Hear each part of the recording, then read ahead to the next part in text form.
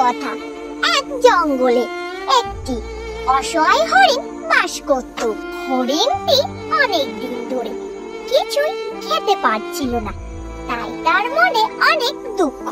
জঙ্গলের অন্যদিকে বাস করত একটি হিংস্র বাঘ। বাঘটি হিংস্র হলেও তার মনে অনেক দয়া মায়া ছিল। বাঘটি ছিল অনেক দয়ালু। হঠাৎ একদিন বাঘের সাথে হরিণের দেখা হলো।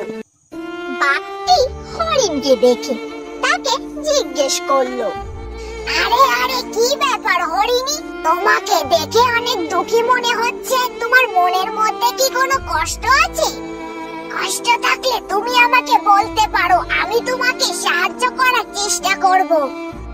হ্যাঁ গো বাঘ মামা, আমি অনেক কষ্টে আছি, কি করব কিছুই বুঝতে পারছি না। তখন বাঘ হরিণীকে জিজ্ঞেস করলো, কি হয়েছে তোর, আমাকে খুলে বল। বাঘ মামা, আমি অনেক দিন যাবত না খেয়ে পড়ে রয়েছি, মনের মধ্যে খার মতো আমি কিছুই পাচ্ছি না। তুমি কি একটু আমাকে সাহায্য করতে পারো? আরে আরে, তোকে আমি সাহায্য করব না কেন?